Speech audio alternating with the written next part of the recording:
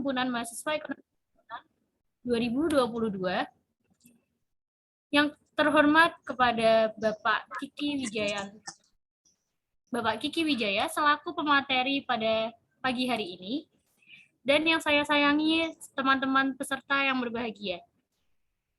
Puji dan syukur marilah kita panjatkan kepada Tuhan Yang Maha Esa yang telah memberikan rahmat dan limpahan rahmat dan hidayahnya sehingga kita bisa mengikuti webinar pada pagi hari ini. Sebelumnya, perkenalkan saya Debira Inge selaku pembawa acara kali ini mengucapkan selamat datang di acara webinar EPIK 2022. Selanjutnya, saya akan membacakan susunan acara pada pagi hari ini. Yang pertama ada pembukaan, yang kedua ada doa, dilanjutkan menyanyikan lagu Indonesia Raya, yang keempat menyanyikan Mars Bela Negara, yang kelima sambutan Ketua Pelaksana Webinar EPIK 2022, dilanjutkan oleh sambutan dari Ketua Himas Sepa, dilanjutkan sambutan Ketua Jurusan Ilmu Ekonomi, yang kedelapan ada penyampaian materi, dan sesi yang terakhir ada penutupan. Baik, masuk ke acara yang pertama yaitu pembukaan. Marilah kita buka acara webinar EPIK 2022 ini dengan berdoa menurut agama dan kepercayaan masing-masing. Berdoa dimulai.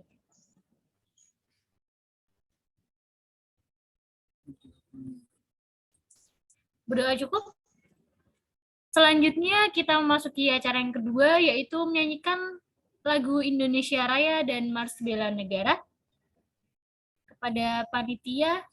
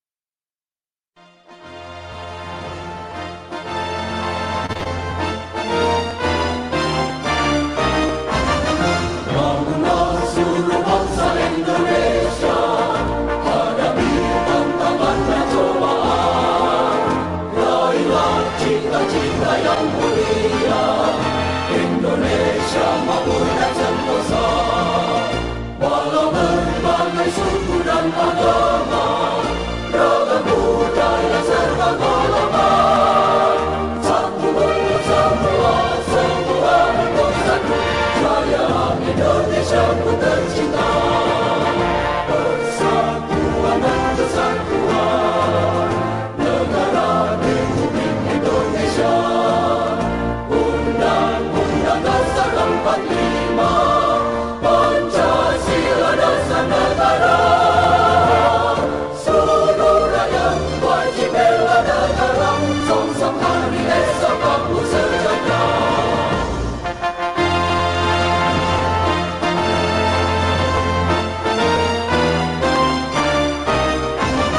Bangunlah seluruh bangsa Indonesia, hadapi tantangan dan cobaan.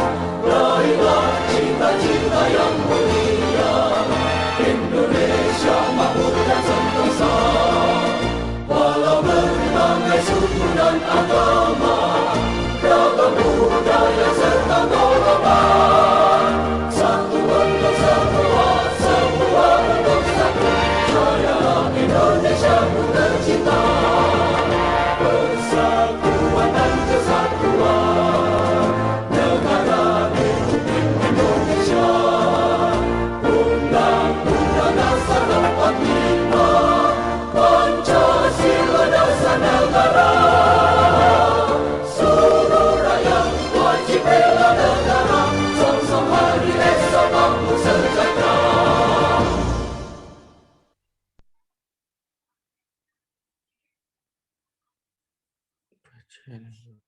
Baik, kita lanjut ke acara yang selanjutnya. Acara yang selanjutnya ada sambutan. Sambutan yang pertama dari Ketua Pelaksana Webinar Epic kepada Saudari Anissa Sahadati.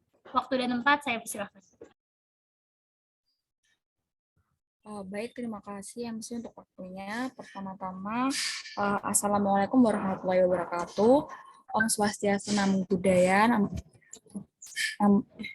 salam sejahtera bagi kita, Om Swastiastu budaya, salam kebajikan. Pertama-tama saya panjatkan puja dan puji syukur kehadirat Tuhan Yang Maha Esa. Berkat ridhonya kita masih diberi kesempatan bertemu di webinar EPIC 2022 pada pagi hari ini dengan sehat dan semangat tentunya. Yang terhormat pada Ketua Jurusan Ilmu Ekonomi Bapak Jamzani Sotik dan beserta Ketua Himpunan Mahasiswa Ekonomi Pembangunan. Dan tentunya teman-teman semua dan peserta webinar EPIC 2022 yang saya sayangi. Sebelumnya, perkenalkan saya Anissa Sahadati Hasanah, selaku Ketua Pelaksana Webinar EPIC 2022, menyampaikan banyak terima kasih kepada semua yang terlibat dalam webinar EPIC 2022 yang bertemakan Build Competitive, Inovatif, dan Karakter Entrepreneur Spirit to Become Successful Entrepreneur. Tentunya berangkat dari tema tersebut, semoga ilmu dan pengalaman yang akan disampaikan oleh Bapak Vicky F. Wijaya pada webinar kali ini dapat bermanfaat dan lebih bisa diimplementasikan ke depannya sebagai motivasi, pemantapan, dan bekal menjadi calon-calon pengusaha yang kompetitif, inovatif, dan berkarakter. Sekali lagi, saya selaku Ketua Pelaksana mewakili Panitia Webinar EPIC 2022 menyampaikan terima kasih banyak kepada seluruh peserta atas partisipasinya pada pagi hari ini.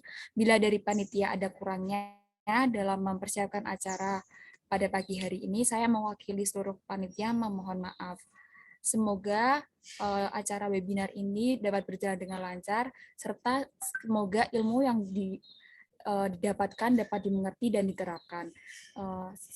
Sekian dari saya. Wassalamualaikum warahmatullahi wabarakatuh. Baik, terima kasih kepada Anissa Sahadati selaku Ketua Pelaksana dari webinar EPIC 2022. Kita melanjutkan ke acara yang selanjutnya. Ada sambutan dari perwakilan Ketua Himasepa kepada Saudara Hanif Rahmanto. Waktu dan tempat saya persilakan.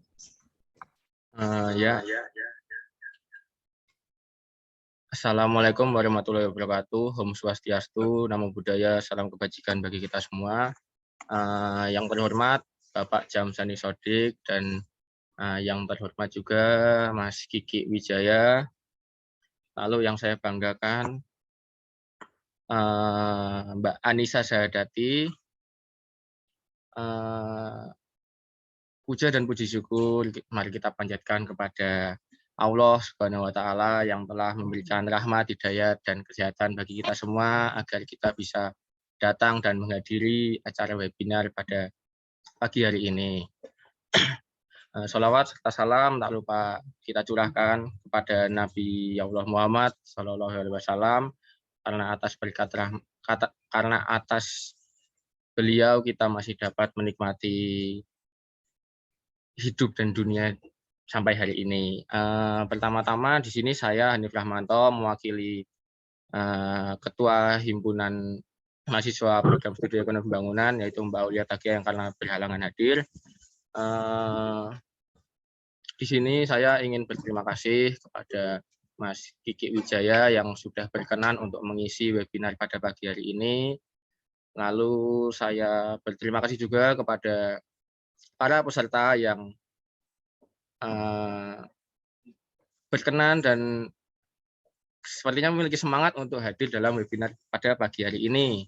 Harapan saya semoga dari webinar EPIK pagi hari ini kita mendapatkan banyak wawasan serta ilmu yang nantinya berguna bagi kehidupan kita seterusnya. Mungkin dari saya itu saja. Terima kasih. Wassalamualaikum warahmatullahi wabarakatuh. Baik, terima kasih kepada Saudara Hanif Rahmanto selaku perwakilan dari Ketua Himasipa telah menyempatkan untuk memberikan sambutannya. Kita memasuki acara yang selanjutnya, masih dalam acara sambutan. Acara berikutnya adalah sambutan dari Ketua Jurusan Ilmu Ekonomi kepada Bapak Jamzani Sodik. Waktu dan tempat saya persilahkan. Terima kasih. Bisa dengar suara saya? Bisa, Pak. Oh ya, ya. Selamat pagi. Assalamualaikum warahmatullahi wabarakatuh. Alhamdulillah kita ketemu lagi walaupun dalam daring dengan Zoom ini terkait dengan acara HMJ yaitu EPIX ya. Maaf saya terlambat tadi membuka acara yang red dulu ya. Oke. Saya ucapkan pertama terima kasih sekali kepada panitia HMJ yang mewadahi acara ini sebagai acara yang menjadikan mahasiswa diharapkan nanti mempunyai nilai tambah. Lulusan tidak hanya sekedar menjadi sarjana, tapi nilai tambahnya ada di entrepreneurnya. Kemudian yang kedua, saya ucapkan terima kasih sebanyak-banyaknya kepada narasumber ya dalam hal ini yang nanti akan berikan materinya. Kemudian juga kepada para peserta pada pagi hari ini yang mengikuti acara ini. Saya berharap nanti peserta mengikuti acara sampai selesai. Dan kemudian silakan bagi para peserta untuk bertanya sebanyak mungkin untuk menimba ilmu dari narasumber yang saya yakin di MJ sudah memilih narasumber yang sangat kompeten di bidangnya. Seperti itu. Maka kemudian saya berharap acara ini menjadikan mahasiswa menjadi bisa lebih punya nilai tambah, tidak hanya sekedar menjadi sarjana, tetapi menjadikan mahasiswa yang bisa menjadi entrepreneur seperti itu.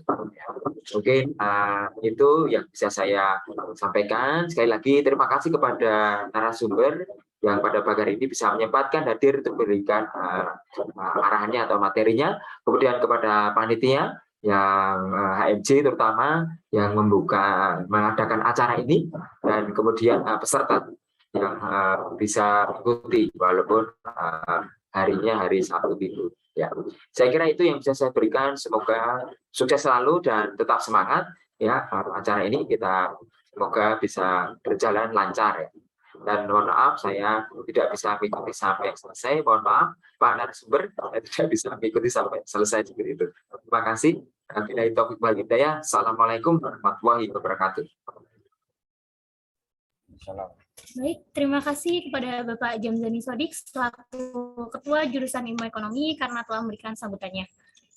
Kita memasuki acara yang selanjutnya, kita memasuki acara inti pada acara pada hari ini, yaitu penyampaian materi dengan tema Build a Competitive, Innovative, and Character Entrepreneurial Spirit to Become a Successful Entrepreneur.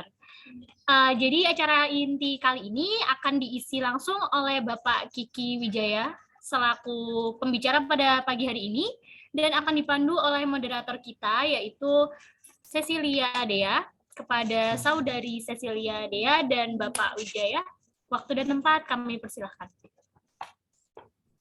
Baik, terima kasih atas waktunya Mbak Debira. Sebelumnya suaraku terdengar jelas nggak ya teman-teman panitia?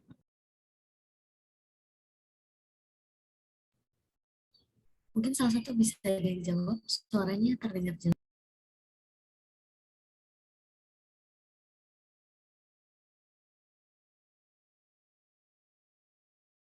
Baik, sebelum kami memulai sesi untuk penyampaian materi dari pembicara kita pada siang hari ini, yaitu Bapak Kiki Ferdiansyah Wijaya, izinkan saya membacakan CV beliau terlebih dahulu.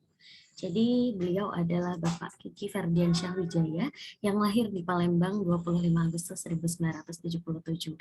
Dan sebelumnya Bapak Kiki Wijaya ini memiliki beberapa pengalaman karir dalam bidang kewirausahaan atau bidang bisnis ya tentunya, dan saat ini beliau menjabat sebagai direktur dari Matahati Training dan Consulting sejak tahun 2019. Halo Bapak Kiki Wijaya, sudah bergabung bersama kami semua ya. Selamat pagi Pak. Pagi, sehat ya Pak ya? Alhamdulillah sehat baik. Alhamdulillah sehat baik. Kalau gitu langsung saja saya serahkan waktunya kepada Bapak Kiki Wijaya untuk penyampaian materi pada pagi. Baik, terima kasih Mbak Cecilia. Bismillahirrahmanirrahim. Assalamualaikum warahmatullahi wabarakatuh. Alhamdulillahirabbil alamin. Adik-adik sekalian, para mahasiswa ilmu ekonomi sosial pembangunan, betul ya, dari Universitas Veteran Yogyakarta. Jadi alhamdulillah pada kesempatan pagi hari ini saya bisa ketemu dengan adik-adik para mahasiswa yang mudah-mudahan nanti kita bisa belajar banyak hal ya tentang dunia entrepreneurship yang sebuah dunia yang sangat menarik ya, karena dunia yang sangat dinamis, dunia yang sangat penuh dinamika. Berbeda kalau ketika teman-teman sekalian adik-adik menjadi seorang pegawai atau karyawan, barangkali dinamikanya tidak akan semenantang dunia entrepreneurship. Nah, hari ini satu kehormatan saya bisa berbagi dengan adik-adik semuanya. Jadi harapan saya nanti apa yang saya sampaikan bisa diserap dengan baik ya. Lalu kemudian kalau ada pertanyaan ya silakan nanti dipertanyakan, nanti akan diatur lalu lintasnya oleh Mbak Cecilia. Yang penting kita ini mau belajar tentang bagaimana kita bisa menularkan satu virus, tapi bukan COVID ya, tapi satu virus yang namanya virus entrepreneurship. Gitu ya. Oke, baik, silakan operator diaktifkan slide yang sudah saya kirimkan kemarin itu. Oke, sembari ditampilkan adik-adik sekalian, perkenalkan nama saya Kiki F. Wijaya. Jadi saya seorang motivator, soft skill trainer, dan juga seorang business coach ya. Dan saya, silakan di slide berikutnya, saya tinggal di daerah Yogyakarta, tepatnya di daerah Minomartani. Sebenarnya tidak jauh ya dari kampus UPN, karena UPN itu kan jalannya itu sering saya lewati ya, sehingga saya relatif akrab dengan UPN walaupun memang jarang mampir di kampus tersebut ya. Nah, hari ini saya ketemu dengan teman-teman, bisa ngobrol bareng, bisa berbagi bareng, mudah-mudahan nanti bisa memberikan manfaat yang lebih jauh lagi. Nah, itu alamat saya, kemudian itu nomor HP saya, adik-adik sekalian, dan moto hidup saya, karena saya seorang muslim, saya punya moto hidup khairun nas anfa'uhum binnas. Manusia terbaik adalah manusia yang paling bermanfaat bagi sesama manusia ya. Dan sampai hari ini sudah ada 5 buku yang sudah saya tulis. Yang pertama itu Dewasa Itu Pilihan, yang kedua itu Be Champion, kemudian Great Achiever, Great Characters, dan yang terakhir adalah Memaknai Hidup Meraih Kebahagiaan. Nah, mudah-mudahan Adik-adik sekalian, mohon doa dari kalian semuanya agar saya terus bisa berkarya, menghasilkan buku-buku inspiratif yang bisa menggugah dan membuat orang bertumbuh menjadi pribadi yang lebih baik lagi. Oke, itu ya. Saya asli Palembang, Sumatera Selatan. Kalau dari Palembang di sini berarti satu saudara, Wong Kito Galo, ya. Tapi jangan sampai jadinya Wong Kito Gilo, ya. Itu salah lagi, itu ya. Wong Kito Galo. Nah, saya kalau Anda tahu empek-empek, itu asal muasal dari tempat saya, dari Palembang. Tapi kami orang Palembang juga terkenal, adik-adik sekalian, karena kami juga sering masuk di acara-acara kriminal, ya, di televisi misalnya, Buser, Dram Hukum, Sidik Kasus, itu biasanya orang Palembang. Tapi percayalah, saya dan teman Anda yang orang Palembang di sini sudah jinak, ya, tidak akan membahayakan adik-adik semuanya. Nah, jadi adik sekalian, kita hari ini suasana kita buat sersan aja, serius tapi santai ya. Jadi jangan tegang-tegang, toh ini hari Sabtu, mestinya kita itu istirahat, punya kegiatan keluarga. Tapi kemarin saya dihubungi oleh panitia untuk mengisi webinar pada kesempatan kali ini.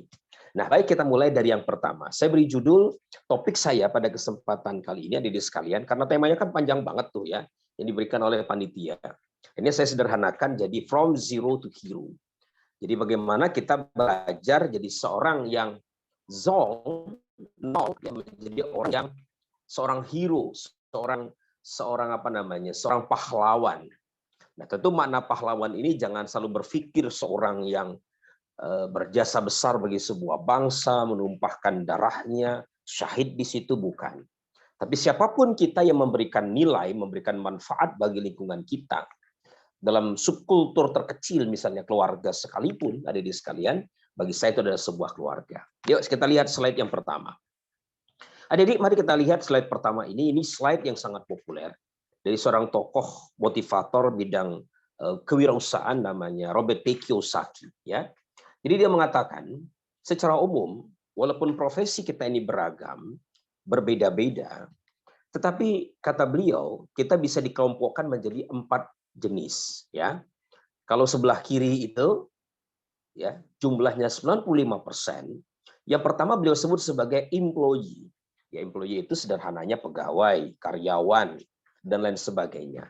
Ya, mirip-miriplah kalau adik-adik sekalian ketika lulus dari UPN, teman-teman wisuda, ya. Nah, biasanya yang pertama di kepala kita, kalau kita seorang lulusan itu atau seorang fresh graduate itu adalah bagaimana kita bisa menjadi seorang pegawai dulu, menjadi karyawan dulu, ya. Nah, ini hal yang lumrah karena memang employee itu biasanya identik dengan keamanan finansial. Ada penghasilan bulanan, gitu ya. Pokoknya ada sesuatu yang dianggap pasti ketika kita menjadi seorang employee itu. Bahkan kalau kita mau jujur, banyak di antara kita itu memang menginginkan yang semacam itu. Tidak mau susah-susah gitu ya, dengan menjadi seorang yang wirausaha misalnya begitu. Nah, yang kedua, di samping menjadi seorang employee, yang kedua setelah kita jadi karyawan, kita mencoba melirik sana melirik sini, ada peluang tidak yang barangkali bisa kita kerjakan sepanjang hidup kita, terutama ketika kita punya waktu luang. Maka teman-teman, di bawahnya itu ada namanya S, self-employee. Jadi self-employee itu adalah orang yang bekerja untuk dirinya sendiri, gitu ya. Nah, contoh dokter ketika dia sudah bekerja di puskesmas atau rumah sakit, ya sore sampai malam dia buka praktek, misalnya begitu. Atau Anda seorang karyawan di sebuah perusahaan, kemudian sore sampai malam ada kemudian jualan online, ya. Nah, ini juga bisa disebut sebagai seorang self-employee. Belum bisa disebut sebagai seorang entrepreneur, ya. Kenapa saya katakan demikian? Karena Anda masih mengerjakannya serba sendirian. Jadi Anda pakai modal Anda sendiri, Anda proses sendiri, Anda produksi sendiri, Anda sendiri, ya. Lalu Anda jual sendiri, lalu Anda mumet sendiri. Nah, ya. Nah, itu namanya self-employee. Jadi kalau Anda sakit, Anda kebetulan tidak punya kesempatan waktu untuk bekerja, ya udah. Untuk sementara waktu usaha tersebut Anda tutup dulu. Nah, ini namanya self-employee. Nah, teman-teman, jumlahnya sekali lagi 95%. Ya, jumlah yang cukup banyak gitu. Dan sebelahnya, di sebelah kanan itu, kata Robert Kiyosaki, jumlahnya hanya sekitar 5%. Ya. Yang pertama B, business owner. Nah, jadi business owner itu beda dengan self-employee. Jadi business owner itu sudah mempekerjakan orang lain. Jadi dia memiliki ruang untuk lebih bebas menggunakan waktunya, menggunakan uangnya, menggunakan sumber dayanya, karena dia dibantu ditopang oleh orang-orang di sekelilingnya. Ya, nah teman-teman sekalian bentuknya bisa bermacam-macam. Ada punya perusahaan, ada punya waralaba dan seterusnya. Itu namanya adalah seorang business owner.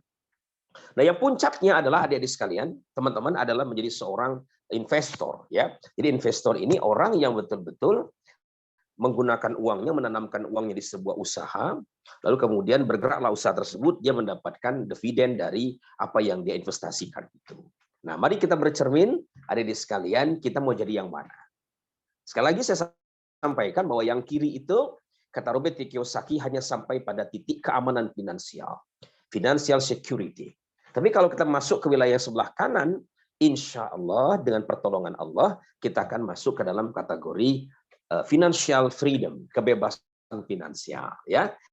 Nah, tentu saja sekarang eranya kita itu tidak lagi berpikir menjadi seorang employee, tapi era bagaimana kita bisa menjadi seorang business owner, adik-adik sekalian. Nah, ini yang kemudian harus kita lakukan. Jadi Anda mencoba untuk berpindah kuadran, tidak menjadi seorang employee, ya, tapi berpikir membangun sebuah mindset atau kepribadian sebagai seorang business owner, ya. Nah, adik-adik sekalian, itu yang hari ini hendak kita pelajari, ya. Jadi bagaimana Anda ketika menjadi seorang mahasiswa sedini mungkin mampu membangun karakter sebagai seorang BO, sebagai seorang business owner, ya. Nah, yuk mari kita lakukan sebuah simulasi sederhana. Adik-adik, tangannya letakkan di meja atau di pangkuan kalian. Sudah? Oke. Sudah ya? Letakkan di pangkuan, di tangan atau di pangkuan kalian. Adik-adik, saya ingin kalian melakukan sebuah simulasi di tempat kalian masing-masing. Saya minta Anda melakukan simulasi sederhana, sedekap. Nah, gini nih, sedekap. Gitu ya. Saya minta sedekap dalam hitungan 3. Kalian semua saya minta melakukan sedekap. Oke, yuk sama-sama. 1, 2, 3, sedekap, silakan. Sudah? Nah, baik ya. Nah, sekarang coba perhatikan. Posisi di depan itu lengan kanan atau lengan kiri? Ya, beda-beda, ya kan? Ada yang posisi kanannya di depan, ada yang kiri di depan, atau sebaliknya, kan begitu ya. Setiap kita punya kecenderungan yang berbeda-beda. Yuk, sekarang kita lakukan simulasi kedua. Lepas dulu tangannya. Oke, sudah?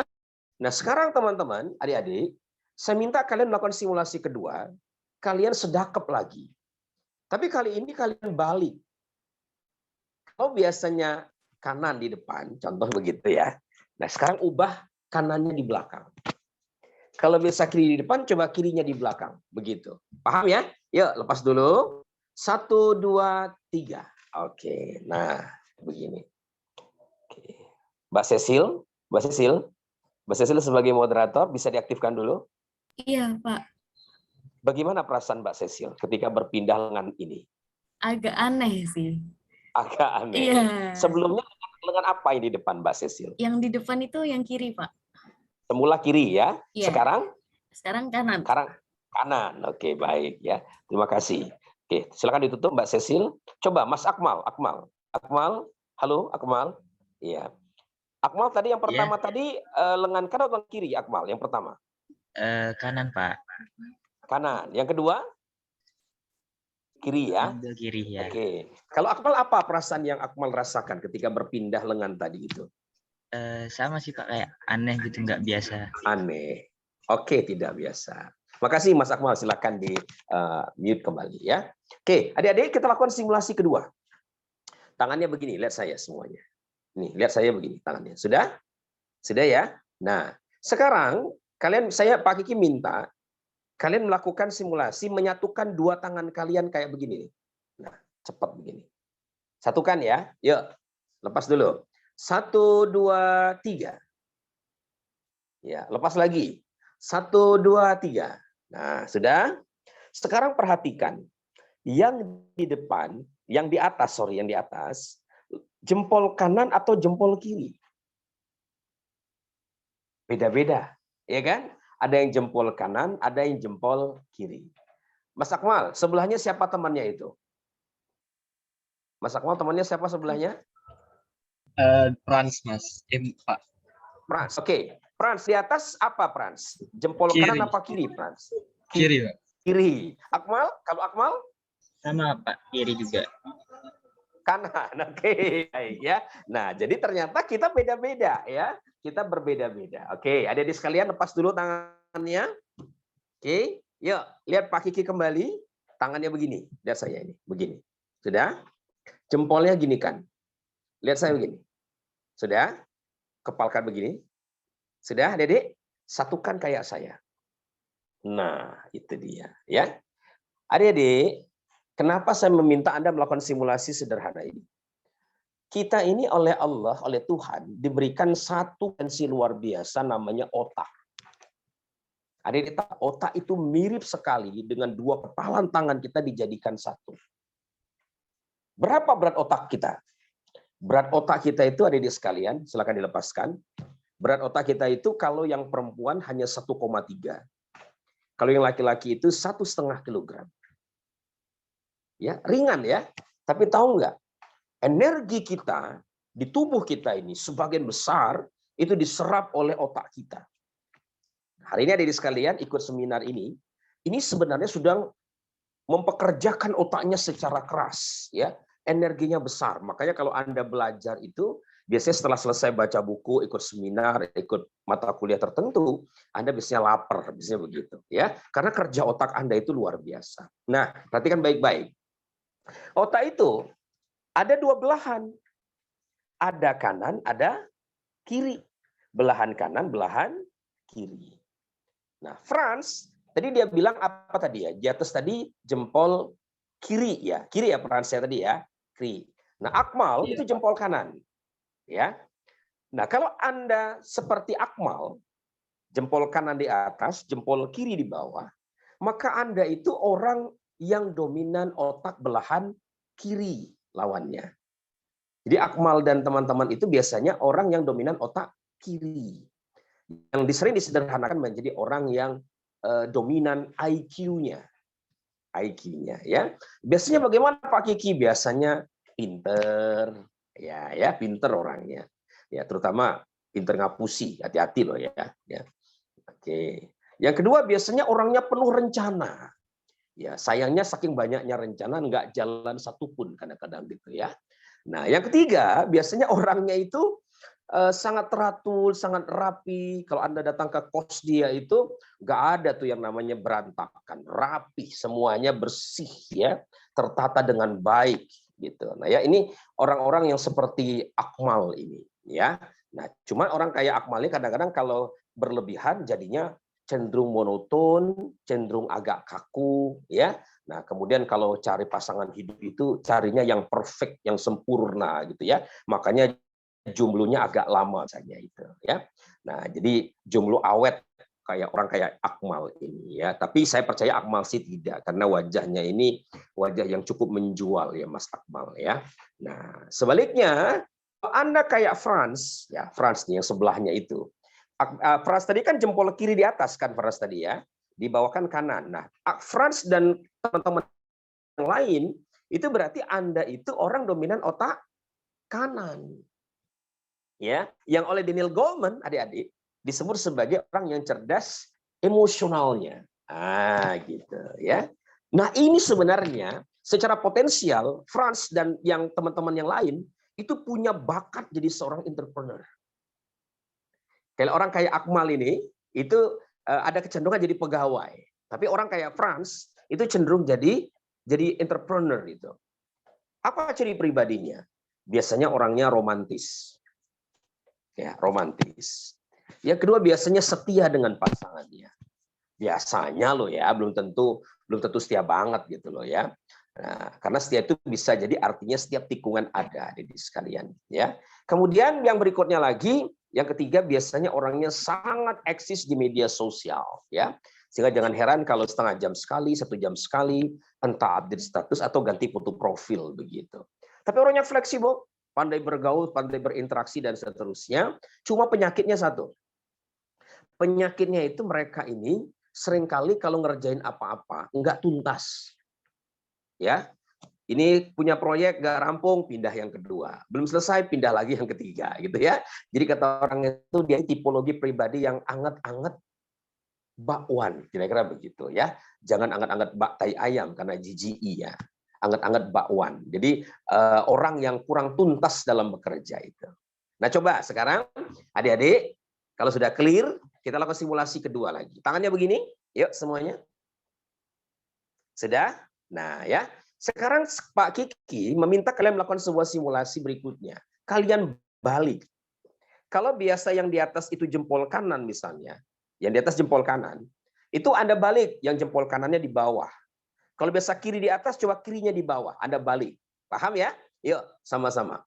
1, 2, 3, silakan. Nah, oke. Apa rasanya?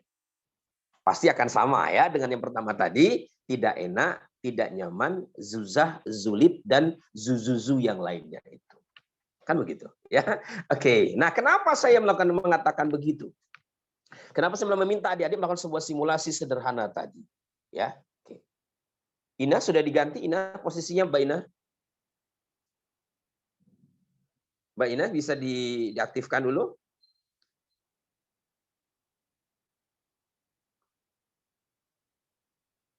Halo, ada Mbak Ina di situ? Iya, Pak. Iya, oke. Mbak Ina, saya mau tanya kira-kira. Menurut Mbak Ina, pelajaran apa yang bisa Mbak Ina petik di balik berubahnya lengan kita tadi, ketika sedekap tadi, dan ketika kita merubah posisi jempolnya? Apa yang Mbak Ina bisa pelajari, yang bisa Mbak Ina tangkap kira-kira di balik simulasi sederhana yang kita lakukan tadi itu? Apa Mbak Ina kira-kira? Bebas apapun pendapatnya.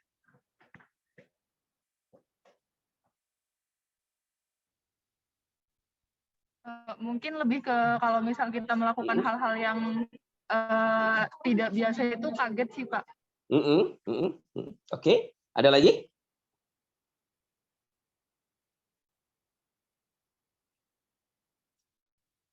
Ada lagi Mbak Ina? Sudah cukup, Pak. Oke, baik ya. Jadi ada rasa keterkejutan ketika Anda melakukan sesuatu yang tidak terbiasa gitu ya. Oke, baik. Terima kasih Mbak Ina ya. Oke, saya mau pendapat lagi nih. Pendapat lagi dari ini dia ya, Mbak Anissa Sahadati yang jadi ketua panitia gitu ya. Oke, kalau Mbak Anissa Sahadati memaknai simulasi tadi apa kira-kira yang pelajaran yang bisa Mbak Anissa petik? Monggo Mbak Anissa. Diaktifkan dulu.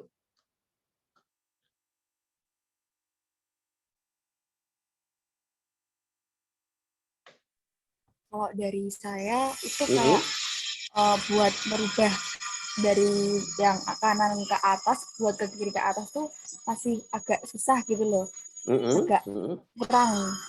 Agak kurang. Ya, oke. Artinya apa pelajaran bisa Mbak Anissa ambil kira-kira?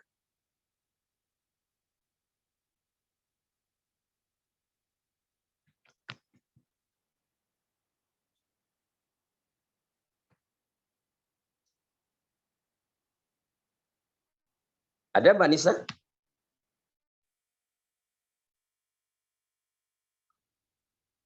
Oke, nggak kedengeran ya. Oke, baik ya. Oke, baik. Nah, adik-adik sekalian, yuk kita lihat slide berikutnya. Silakan Mbak atau Mas ya. Kita lihat slide berikutnya. Saya sengaja meminta Anda melakukan simulasi tadi ya. Karena saya mau menyampaikan pada teman-teman bahwa persoalan menjadi entrepreneur itu adalah bagaimana kita membangun karakter.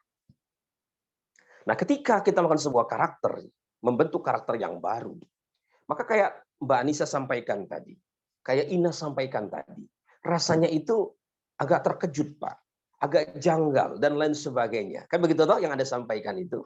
Silakan dibuka slide berikutnya, operator. Ya. Nah, jadi menjadi seorang entrepreneur itu bukan persoalan sehari dua hari. Tapi bagaimana kita membangun sebuah karakter, dan biasanya ketika kita membangun sebuah karakter itu ada di sekalian, ada satu perasaan yang janggal, ya, perasaan yang tadi disebut Mbak Ina Saya shock, Pak. Saya terkejut dengan perubahan itu. Ya, kalau yang tadi barangkali tidak terlalu besar tingkat perubahannya, ya. Tapi hari ini adik-adik sekalian, kita tahu semuanya. Banyak startup yang gulung tikar. Betul kan? Kita lihat Shopee misalnya, yang belakangan itu merumahkan karyawan-karyawannya. Ya. Seiring misalnya kenaikan harga BBM berdampak juga kepada ojek transportasi online, ya, seperti Grab ataupun Gojek, gitu ya. Itu juga akan berdampak pada pengurangan tenaga kerja juga, saya pikir begitu ya. Jadi hari ini memang kita mengalami sebuah kenyataan bahwa kita sedang mengalami inflasi. Ya, kondisi ekonomi masyarakat kita carut marut karena pandemik yang belum selesai, gitu ya. Nah, karena itu adik-adik sekalian, memang hari ini yang perlu kita bangun adalah bagaimana kita menjadi seorang entrepreneur, ya. Jadi seorang wirausahawan, ya. Itu yang perlu teman-teman bangun semuanya. Yuk kita mulai dari yang pertama. Silakan operator diklik slide yang pertama.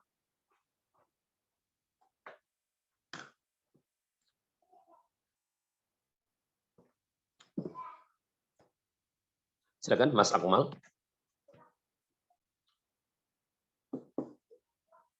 Baik, kita mulai yang pertama, ya. Jadi mental wirausaha atau karakter pertama yang harus adik-adik bangun adalah mampu melihat opportunity, ya, bukan melihat problem. Ya, ini yang perlu teman-teman bangun. Karena sebenarnya setiap peristiwa apapun sebenarnya itu netral, ya. Tinggal bagaimana kita bisa melihatnya itu, apakah dia sebagai sebuah challenge atau sebuah opportunity atau menjadi sebuah problem. Nah, gitu ya. Nah, ini teman-teman sekalian sangat bergantung pada sudut pandang yang kita bangun. Yuk, silakan Mas Akmal dibuka slide berikutnya. Fenomena hari ini misalnya, ya, pandemik. Ternyata ketika banyak orang yang merasa bahwa ini sebuah malapetaka, bagi sebagian orang pandemik ini mendatangkan sebuah kesempatan, mendatangkan cuan bagi mereka. Ya, siapa dulu yang bisa membayangkan bisnis bisnis masker misalnya, ya. Dan orang hari ini ada di sekalian merubah pola konsumsinya, ya kan? Kalau dulu kita kalau mau cuci mata harus ke mall, ya. Adik-adik dulu saya kalau ke mall itu kalau sama istri saya, ya. Saya biasanya datang ke mall dan ketika diminta oleh istri saya, "Buya, yuk cuci mata yuk ke mall." "Siap, Beb," saya bilang begitu, ya.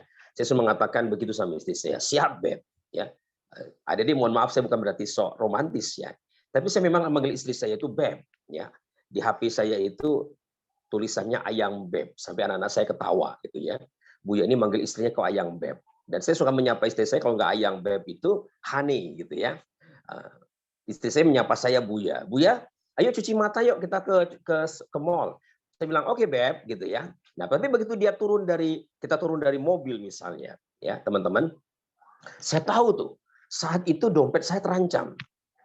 Ya, dompet saya terancam.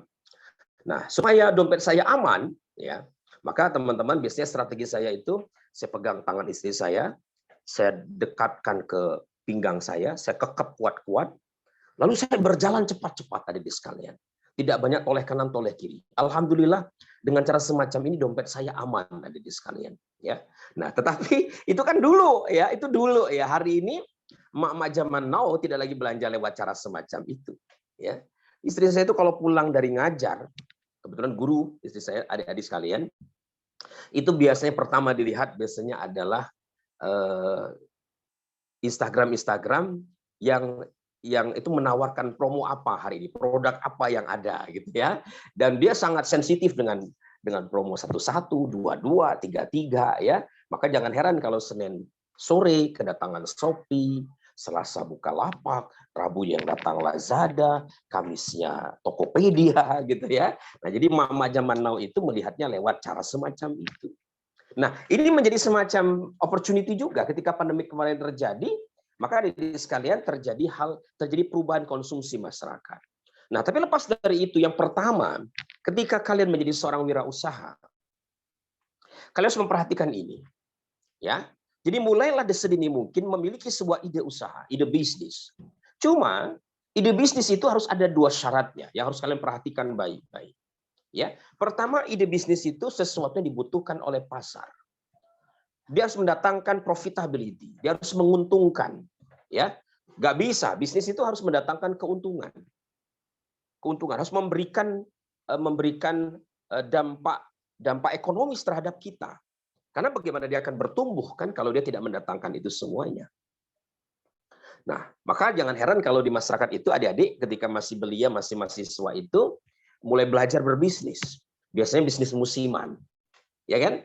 Ketika Ramadan, adik-adik sekalian misalnya ya jualan kolak, misalnya begitu. Atau Anda jualan es buah. Ya. Nah, ketika pergantian dari Ramadan ya, masuk ke misalnya bulan Agustus, ada jualan trompet ya. Akhir tahun pun demikian dan seterusnya. Nah, jadi adik-adik sekalian ini bisnis yang bisa Anda bangun, tetapi bisnis yang kayak begini ini biasanya tidak langgeng karena sifatnya musiman. Nah, yang kedua, nah ini dia nih, yang harus kalian benar-benar bangun itu adalah kalau bisa bisnis itu sesuatu yang menjadi passion kalian. Ya, apa passion itu? Passion itu mengerjakan sesuatu yang kita cintai. Ya, jadi passion itu adalah mengerjakan sesuatu yang menggairahkan kita. Nah, passion itu adik-adik sekalian dalam banyak hal, ya dalam beberapa hal, itu mirip dengan hobi kita. Ya, kalian pasti punya hobi kan? Punya hobi. Nah, jadi hobi itu kan sesuatu yang kita sukai, yang kita mengerjakannya dengan sukarela tanpa dipaksakan. Nah, ciri pertama passion mirip dengan hobi ini. Jadi kita mengerjakan sesuatu itu dengan enjoy, dengan asyik, bahkan kita rela untuk mengeluarkan biaya, uang, sumber daya untuk melakukan itu hobi. Tetapi passion ini adik-adik sekalian, derajatnya, makomnya itu lebih tinggi dari sekadar hobi. Harus ada yang kedua. Yang kedua itu harus diikuti dengan kemajuan. Harus ada progresnya. Kalau dia tidak ada progresnya, adik-adik, dia sekadar hobi. Tapi dia bukan sebuah passion. Contoh ya. Adik-adik suka masak. Lama-kelamaan, itu menjadi semacam hobi yang mendatangkan cuan bagi Anda. Kenapa? Karena Anda ternyata di makin kesini makin bagus masakannya. Makin sedap, makin enak, ya. Berarti itu menjadi semacam passion bagi Anda. Tapi kalau Anda masak, ya, tapi rasanya, cita rasanya dan kemampuan Anda masak itu tidak berkembang, maka adik-adik sekalian itu sekadar hobi masak. Beda dengan passion kita di bidang masak.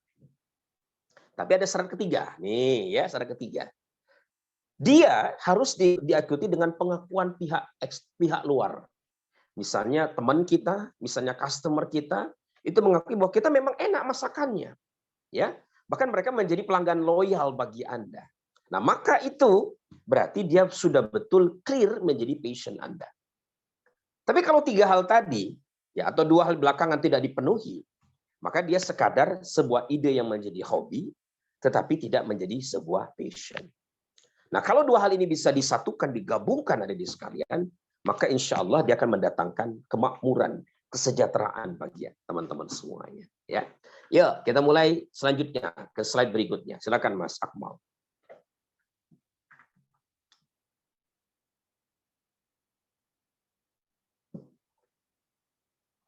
Nah, passion yang dikawinkan dengan profitability itu juga bisa diperkaya dengan cara berpikir yang kreatif atau creative thinking, ya.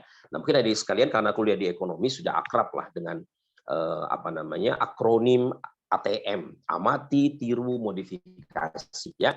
Nah, tapi ini sebenarnya terlalu menyederhanakan, ya. Tapi kita bisa mengambil hal-hal lain untuk memperkaya ide kreatif kita. Satu, ajukan pertanyaan yang tidak biasa.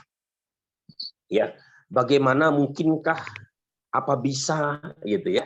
Jadi ajukan pertanyaan yang mencoba bertolak belakang atau berlawanan dengan ide-ide umum. Itu cara yang bisa kita lakukan. Ya, dulu kan kita selalu berpikir bahwa yang namanya orang kalau membeli sesuatu itu harus ke warung, berangkat keluar kos, keluar rumah, ke warung beli makan. Lalu orang berpikir apa nggak mungkin tuh Orang tidak perlu keluar rumah, cukup dari rumah saja dia memesan sesuatu, kemudian dia bisa mengkonsumsi dan membayar dengan harga yang terjangkau. Maka dari sekalian, hari ini kita lihat lahirlah seperti GrabFood, GoFood, seterusnya. Ya, nah ide delivery itu muncul karena orang mempertanyakan sesuatu yang berbeda. Yang kedua, melihat masalah, tapi dengan kacamata yang berbeda. Nah, ya, ini pun bisa menjadi semacam ide bisnis. Sambil contoh tadi sekalian. Belakangan muncul ide bisnis telur premium, ya. Nah, telur ini lebih mahal harganya karena penjualnya menawarkan bahwa telur yang kami jual bentuknya, ukurannya sudah standar dan satu lagi bersih. Ya, kenapa ini mereka munculkan? Karena sejauh ini kalau kita beli telur, kadang kita itu harus membersihkan, mencuci lagi, membersihkan lagi, dan mohon maaf kadang ada kotoran telurnya, ya, sehingga kita merasa agak jijik ketika mengkonsumsi telur itu, ya.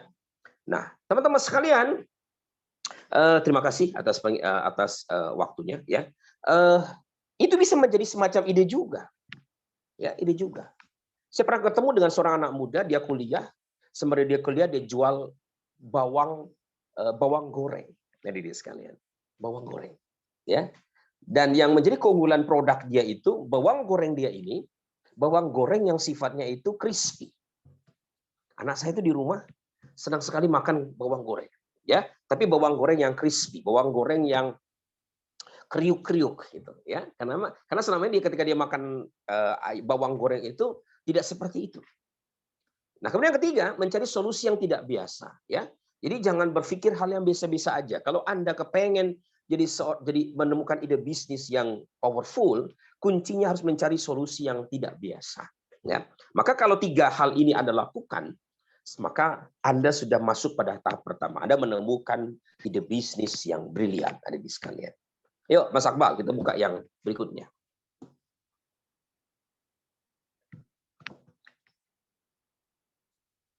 Oke, nah ini juga perlu saya sampaikan ya kepada adik-adik sekalian. Yang penting adalah bagaimana adik-adik merubah mindset-nya, ya, cara pandang. Jadi mindset itu cara kita melihat sesuatu, ya. Karena boleh jadi ketika kita melihat sesuatu itu dengan cara pandang yang berbeda, maka hasilnya juga pasti berbeda, ya. Nah, ini mirip lah ketika Anda misalnya selfie. Coba lihat kalau Anda lagi selfie itu, ya, Anda lihat dari depan, wah, kok kelihatan gemuk ya, kelihatan cabi ya, gitu ya. Nah, jangan marah-marah sama fisik Anda karena ya begitulah adanya Anda, kan begitu.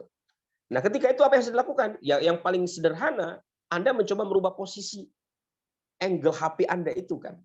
Mungkin Anda naikkan ke atas sedikit, lalu Anda lihat, ini kayaknya saya lebih langsing nih dari sebelumnya, dari foto sebelumnya. Lalu jangan lupa majukan bibir Anda, lalu Anda foto. Ya, adik-adik sekalian, yang Anda ubah itu bukan wajah Anda, penampilan Anda, tapi yang Anda ubah itu adalah sudut pandang Anda. Nah, adik-adik sekalian, hari ini kita berada pada sebuah realitas yang sangat berbeda sekali. Kalau dulu kita bisnis itu terikat oleh waktu dan tempat, mulai buka jam 9 katakanlah pagi, berakhir jam 9 malam. Hari ini dengan bantuan media sosial, Anda bisa jual 24 jam. Ya. Kemudian Anda harus menunggu, harus stay di toko. Hari ini enggak. Anda bisa sambil kuliah, bisa juga jualan, gitu loh, ya. Kemudian menunggu ada modal. Oh, enggak juga. Anda bisa menawarkan bentuk menjualkan kembali, ya, reseller, gitu ya. Itu bentuk di mana Anda kadang-kadang nggak perlu modal untuk itu semuanya. Kemudian media sosial, kalau dulu hanya digunakan untuk sebagai membangun koneksitas dengan orang lain, hari ini enggak.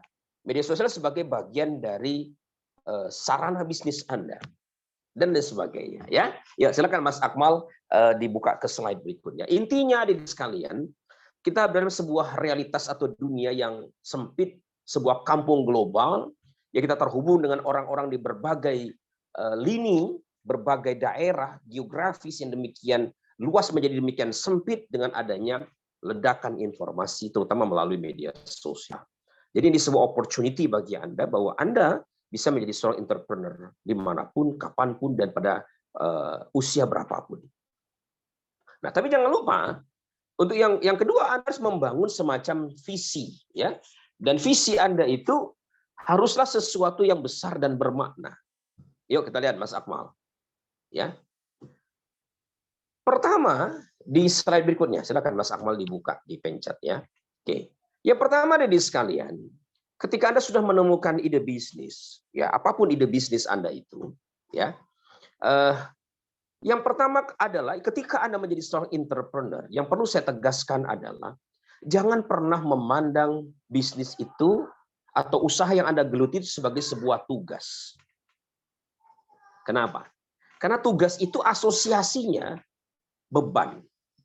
Asosiasinya itu sesuatu yang tidak Anda sukai, yang mau nggak mau, suka nggak suka, Anda harus jalani, gitu ya. Nah, ini namanya tugas.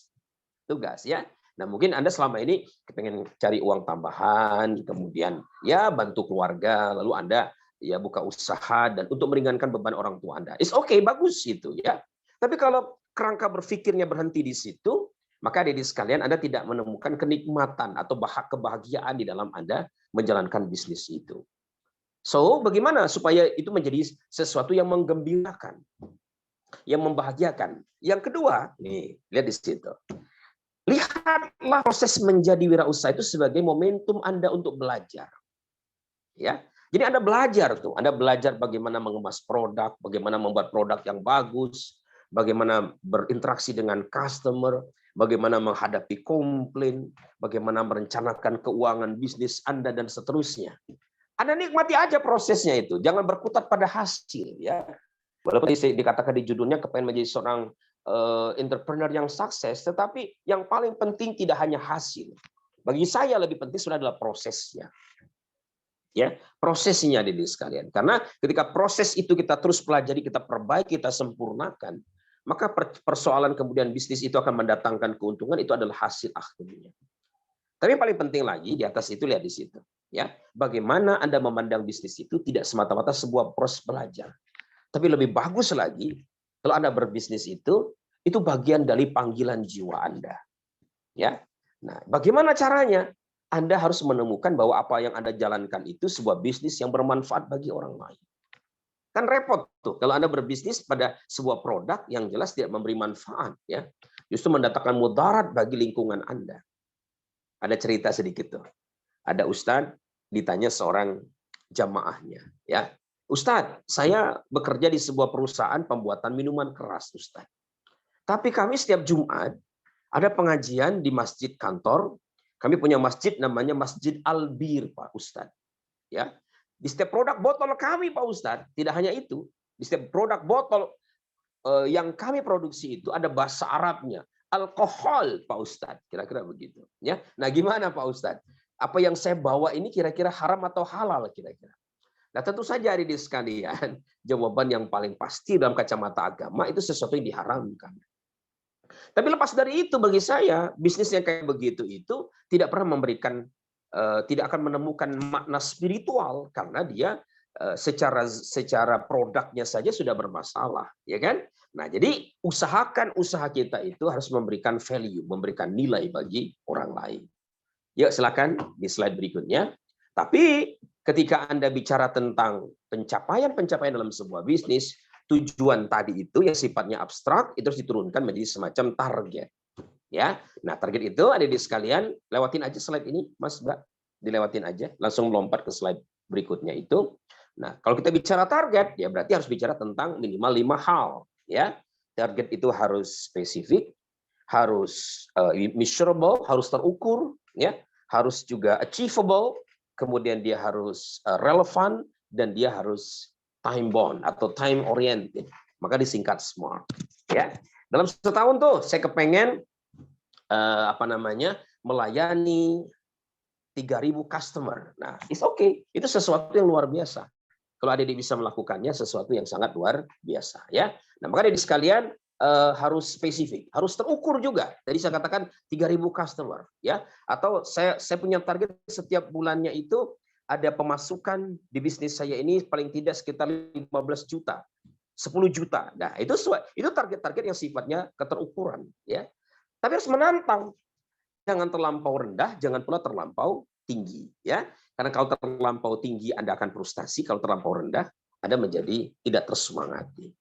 Nah, kemudian relevan, ya. Kalau bisa relevan dengan apa tadi saya katakan tadi, bakat Anda, kemampuan Anda, bahkan passion Anda, ya. Apalagi didukung oleh pendidikan Anda, wah itu luar biasa. Dan diperjelas batas waktunya, ya. Sebulankah, setahunkah, 5 tahunkah, atau 10 tahunkah, itu kalau bisa Anda buat batasan-batasan waktunya. Nah, ditambah lagi, ada 2 lagi kalau merupakan partner yang juga harus ada di dalam bisnis Anda itu, ya, tidak hanya spesifik, terukur dan sebagainya, tetapi juga harus ekologis dan controllable, ya. Oke, yuk silakan di slide berikutnya, slide ketiga, ya. Slide berikutnya saya nggak perpanjang, ya. Oke, adik-adik sekalian, monggo dibalik deh. Selanjutnya.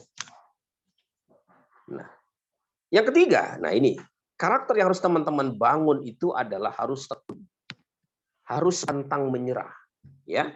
Anda harus menjadi orang yang kuat tangguh ketika berhadapan dengan yang namanya kegagalan, ya. Karena bisnis apapun, bisnis manapun itu, ya, pasti berjumpa dengan resiko kegagalan. Maka dari sekalian, ini ujiannya. Ketika kalian kemudian gagal, apakah kalian akan bangkit lagi, tumbuh lebih kuat lagi, atau sudah ketika saya gagal sekali lalu Anda mengatakan saya memang bakatnya bukan menjadi seorang entrepreneur. Nah, ini penting adik-adik sekalian. Ada sebuah buku provokatif yang pernah saya baca, ya. Dia mengatakan, penulis itu mengatakan seorang pebisnis sukses di dunia ini itu setidak-tidaknya minimal gagal 7 kali dalam usahanya. Ya. Jadi kalau Anda baru gagal sekali, ya sudah, sambutlah. Alhamdulillah saya masih tinggal gagal 6 kali lagi. Kalau Anda gagal 3 kali, sambutlah alhamdulillah. Insya Allah nggak sampai 4 kali gagal saya sudah berhasil, gitu ya. Untuk menggambarkan bahwa kita harus positive thinking terhadap berbagai kegagalan yang kita jumpai. Memang tidak enak, memang menyakitkan, tapi itu adalah pengorbanan yang harus Anda lakukan ketika Anda merintis sebuah bisnis, kan begitu. Tidak ada sukses tanpa pengorbanan. Yuk, Akmal, silakan dibuka di slide-nya.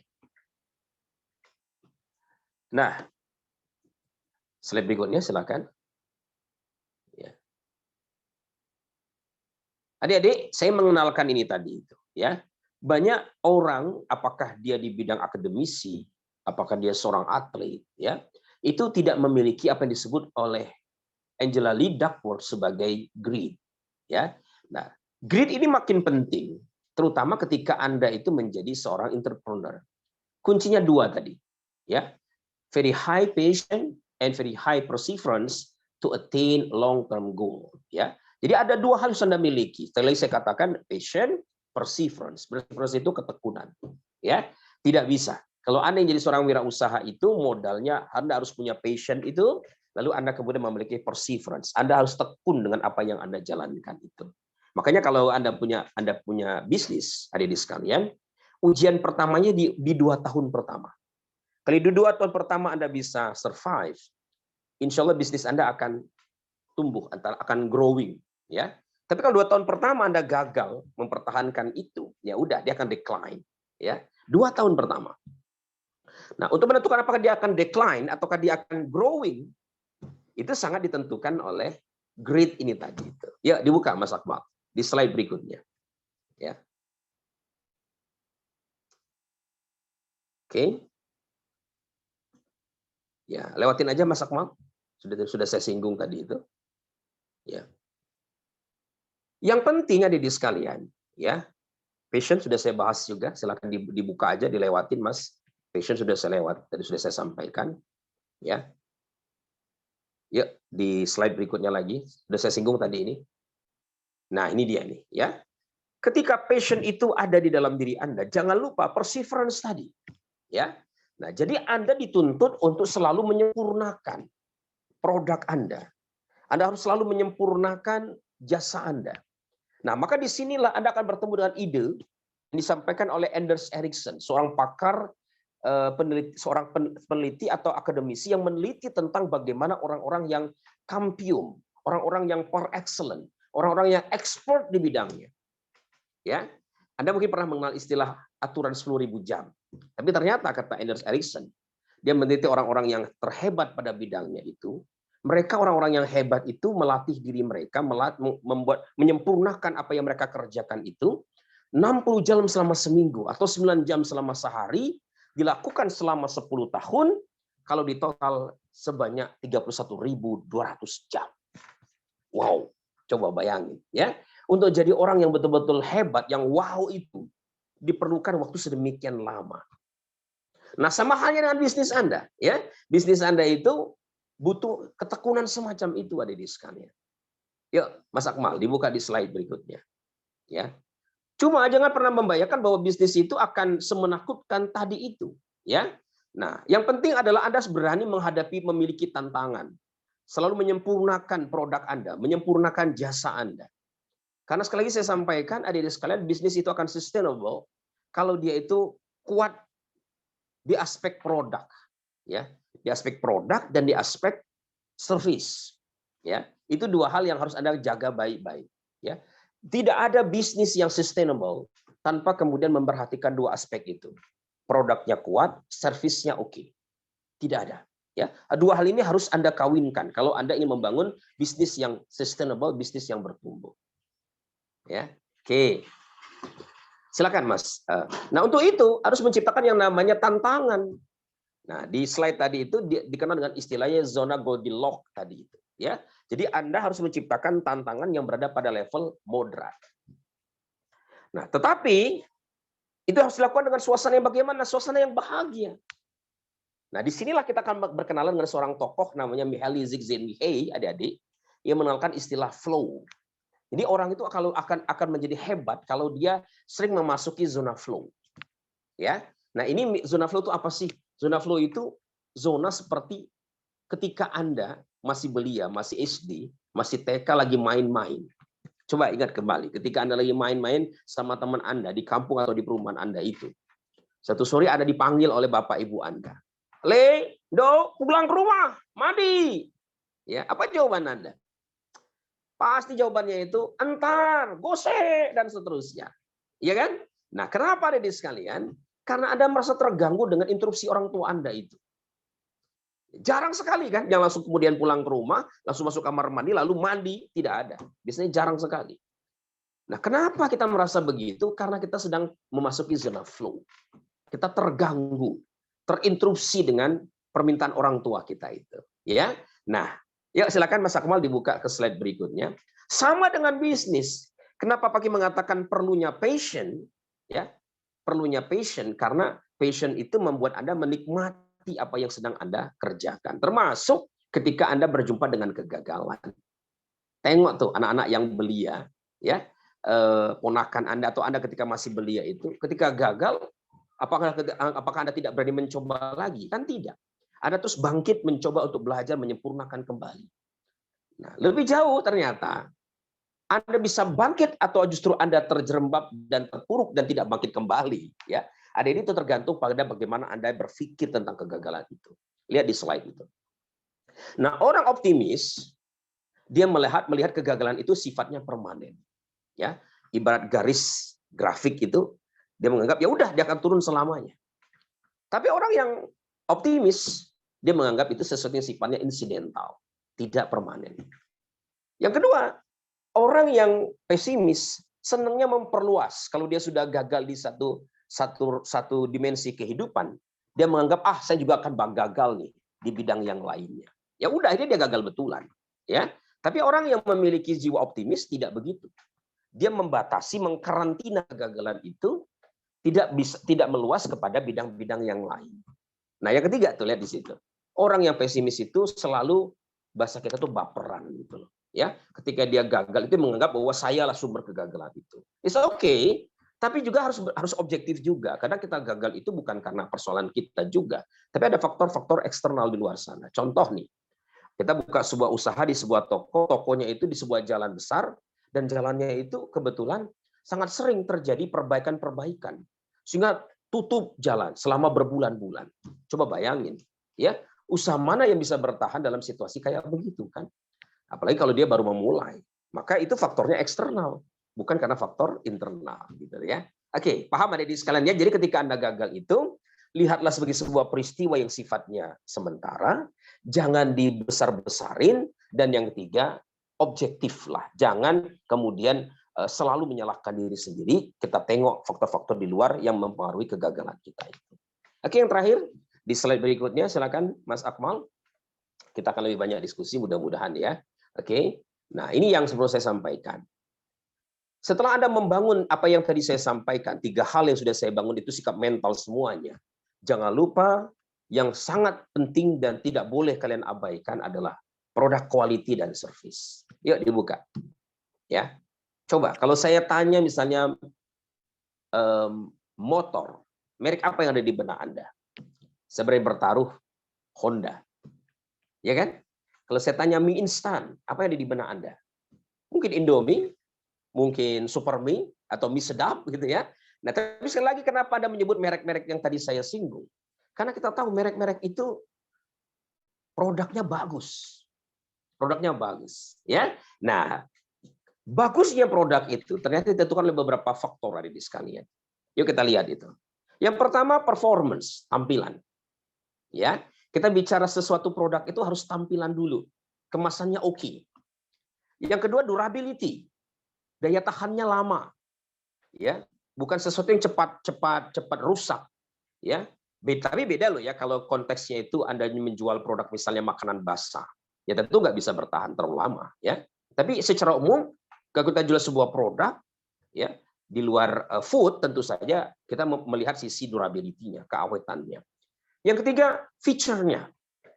Feature itu fasilitas tambahan ya. Contoh yang paling sederhana Anda beli HP ya biasanya dengan harga berbeda pasti fiturnya juga berbeda, entah RAM-nya, entah memorinya, entah fitur-fitur lainnya gitu ya. Nah, kemudian reliability ya harus andal.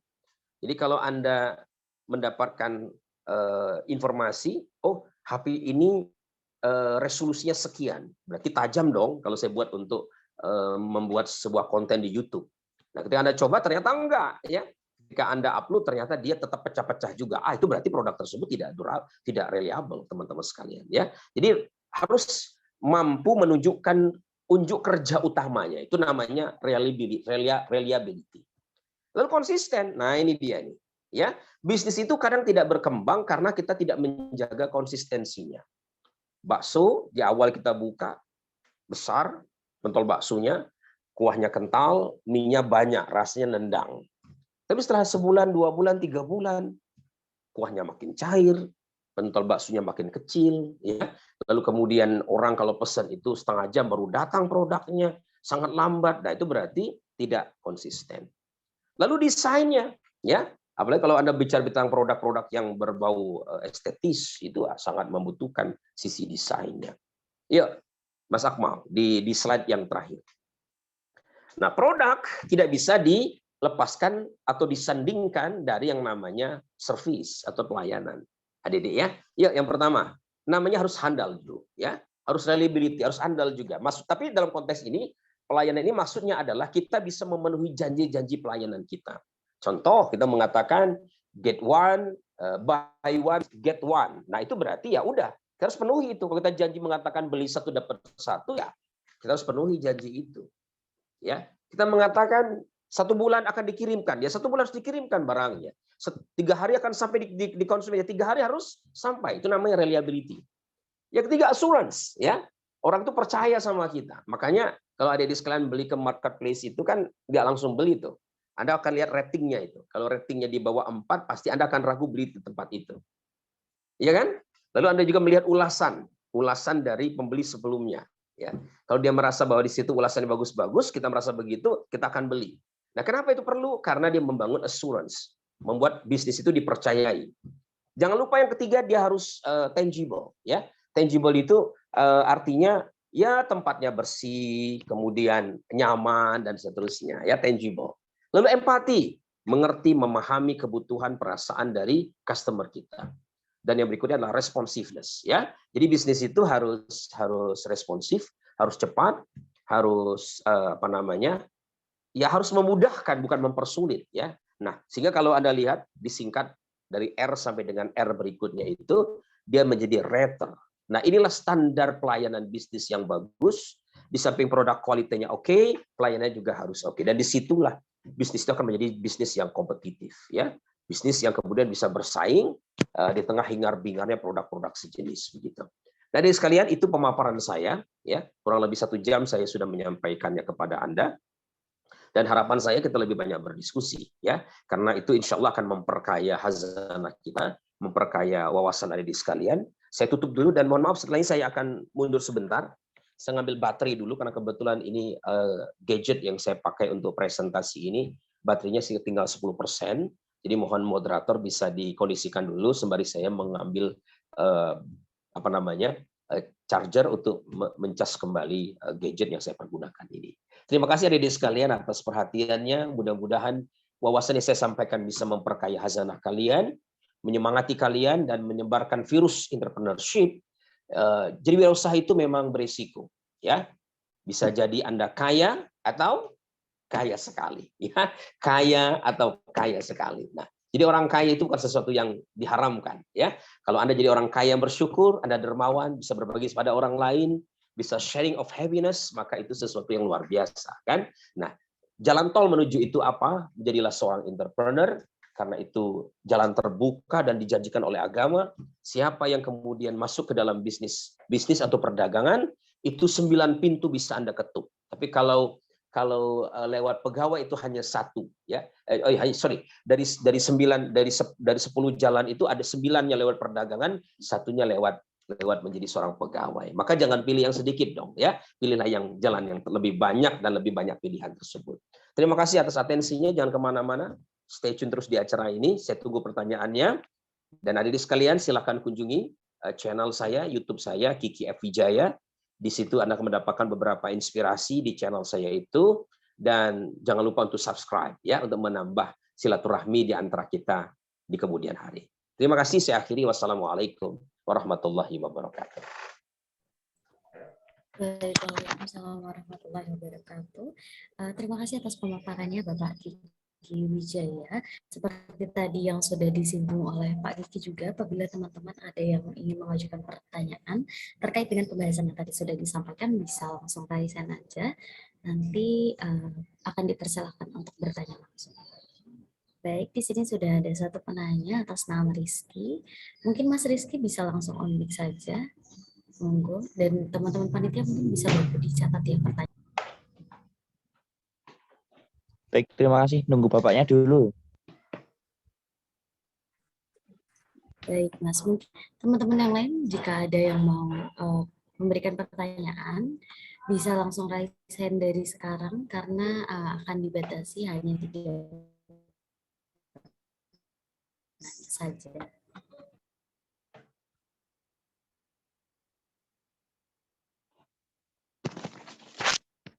Ya.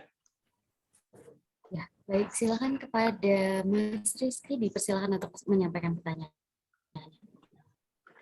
Baik, sebelumnya Assalamualaikum warahmatullahi wabarakatuh. Waalaikumsalam warahmatullahi wabarakatuh.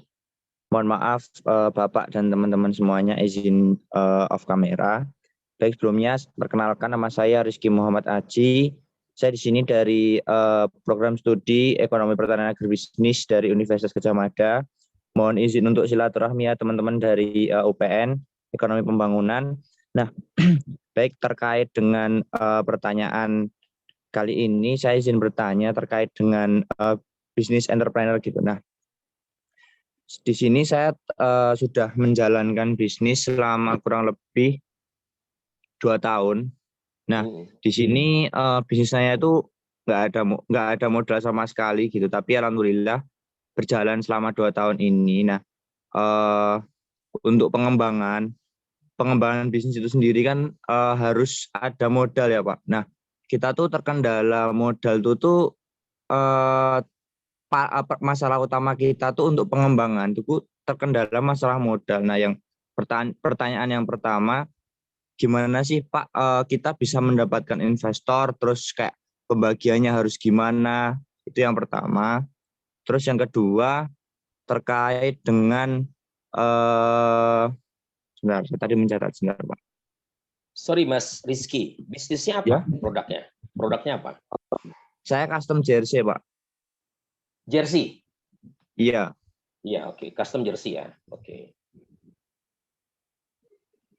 Oke, terus Mas? Mungkin yang mungkin itu aja Pak pertanyaannya terkait dengan investor gitu Pak.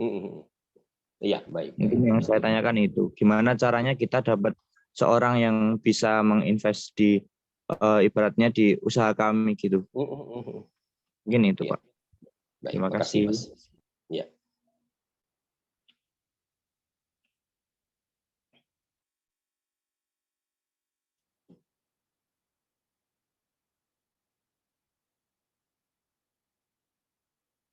Baik, kepada Mas Kiki, kepada Mas Rizky, terima kasih atas pertanyaannya, dan mungkin bisa langsung dijawab oleh Pak Kiki sendiri. Oke, baik ya.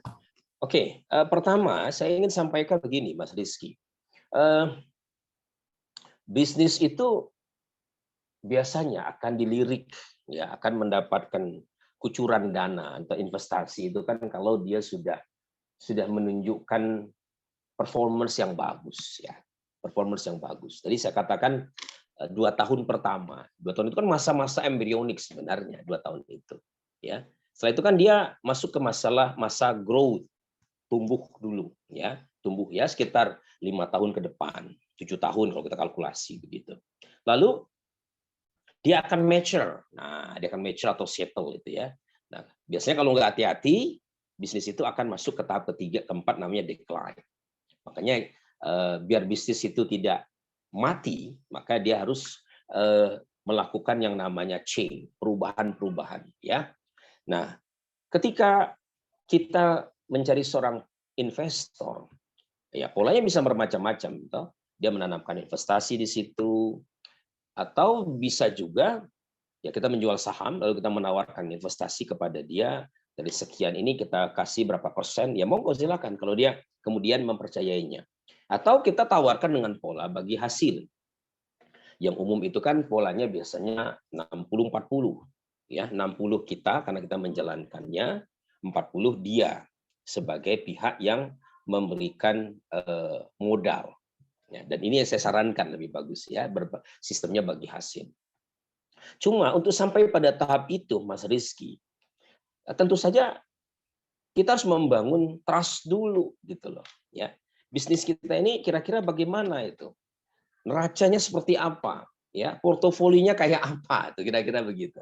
Kalau kemudian dia yang disodorkan kepada dia bahwa bisnis kita itu, mohon maaf tuh ya, lebih sering berada pada posisi sulitnya, ya, keuntungannya dia kalkulasi kembali ternyata tidak cukup menggiurkan. Nah, memang biasanya investor itu akan berpikir ulang, apakah dia akan menanamkan uangnya di situ, gitu lah. Nah, makanya teman-teman, adik-adik sekalian, disinilah kenapa kita itu perlu belajar bisnis plan, ya. Kemudian setelah kita menjalankan bisnis itu, jangan lupa teman-teman juga harus harus betul-betul detail dalam mencatat terutama operasional keuangannya. Ya, karena ketika investor itu mau menanamkan uangnya, pasti yang dia lihat pertama kali adalah bagaimana laporan keuangannya kan. Nah, makanya jangan menyeremehkan masalah keuangan, karena keuangan itu sesuatu yang paling tangible untuk melihat kira-kira bisnis ini profitabilitasnya tinggi atau rendah. Gitu, Mas ya. Nah, jadi yang penting itu ya. Jadi jangan kemudian berpikir untuk seperti itu dulu, tetap jangan berpikir untuk investasi, mencari investor dulu. Yang penting pertama perlu Anda bangun dulu bisnis Anda itu bisnis yang oke dulu ya. Kalau sudah oke, percaya sama saya bahwa investor itu akan datang menawarkan uangnya ya, entah itu berupa pembukaan cabang baru atau Anda barangkali bisa menawarkan pola waralaba ya dari bisnis yang Anda jalankan itu. Nah, ini malah lebih bagus lagi kalau Anda bisa menawarkan pola waralaba gitu, Mas ya. Nah, jadi bagi saya itu, Mas Rizky, ya bolehlah kalau misalnya modal itu dikaitkan dengan, boleh nggak Pak misalnya saya nambah modal dengan pinjem nih, lewat KUR misalnya, atau lewat ya bank-bank yang menawarkan tawaran modal-modal yang menggiurkan, is okay, tetapi harus selalu diperhatikan dari sisi kemampuan finansial Anda ya. Kalau kemudian kemampuan finansial Anda itu tidak cukup baik, ya jangan berani untuk mengambil dari bank ya. Karena kalau dari bank itu jelas ya. Tiap bulan Anda harus mengangsur mengembalikannya dengan jumlah yang tidak sedikit juga. Nah, itu bisa menjadi beban juga bagi bisnis Anda. Karena bisnis itu akan lebih mudah kalau lebih gampang, lebih ringan kalau dia tidak terbebani dengan piutang ya. Lalu hati-hati juga Mas Rizky terkait dengan aset. Ya, aset. Karena aset itu juga harus kita pertimbangkan baik-baik. Kadang-kadang kita tuh berpikir kita tuh salah antara membedakan antara aset ya dengan sesuatu yang justru sebenarnya menjadi beban bagi kita. Punya mobil, punya motor dengan cara kredit misalnya, itu sebenarnya bukan cara yang baik. Ya, karena nilai barang itu kan makin ke sini kan makin menyusut. Ada penyusutan di situ, ya. Dan nilainya bisa besar sekali tuh. Kalau misalnya sebuah mobil itu bisa sampai 10-20% kendaraan itu. Elektronik juga seperti itu. Nah, jadi diupayakan hal-hal semacam itu tidak tinggi sehingga posisi keuangan Anda itu lebih baik,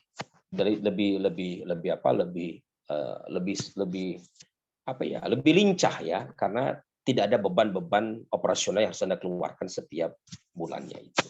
Itu Mas Rizky ya, sedikit jawaban dari saya untuk kemudian menjawab pertanyaan Anda seputar permodalan yang Anda anggap sebagai sebuah hambatan untuk berkembangnya bisnis Anda.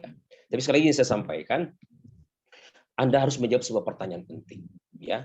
Apa sih yang menjadi kekuatan bisnis Anda? Karena bicara jersey ini kan sebenarnya banyak bisnis yang bergerak di situ, gitu loh. Nah, dan apa yang membuat keunggulan dari jersey Anda itu perlu dijawab oleh Anda. Kalau Anda tidak bisa menemukan jawaban, kenapa orang harus memilih jersey Anda? Apa strength dari bisnis jersey Anda itu? Anda akan sulit juga untuk mendapatkan orang yang kemudian menanamkan uangnya di bisnis yang Anda gulirkan itu. Begitu Mas Rizky. Terima kasih. Baik, terima kasih Pak Kiki Wijaya atas jawabannya. Semoga sehat-sehat selalu dan sukses. Terima kasih Pak. Ya, Assalamualaikum. Terima kasih Mas Rizky. Ya, sukses selalu.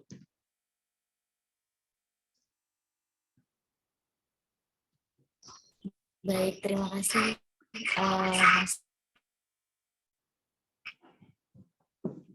Rizky atas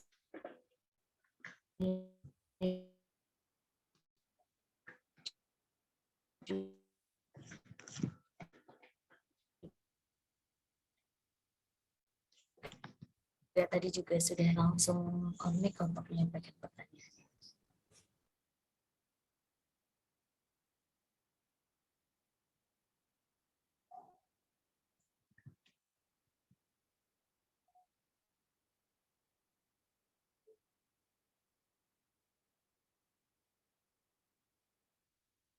Oke, kita masih ada waktu nih teman-teman yang mau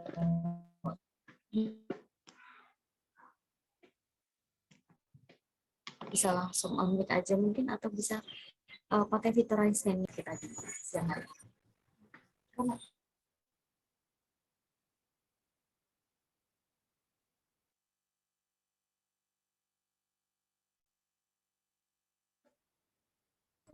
Oke, ini Mbak Anissa raise hand nih. Mbak Anissa tanya. Silakan Mbak Anissa.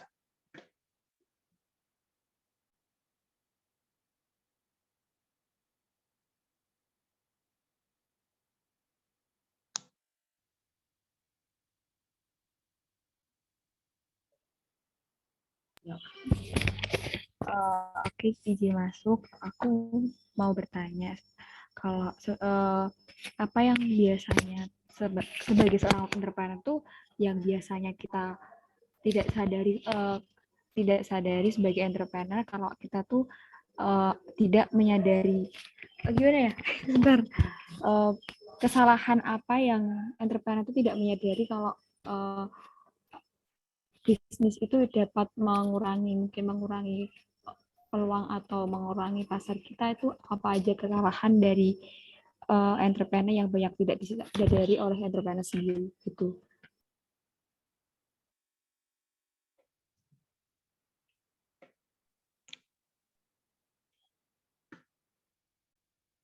Oke, baik. Terima kasih atas pertanyaannya Mbak Nisa. Jadi intinya kesalahan apa yang biasanya entrepreneur lakukan, dan itu tuh ketidaksengajaan dapat mengurangi peminat dari produk itu sendiri ya, betul nggak pertanyaannya seperti itu? Tadi soalnya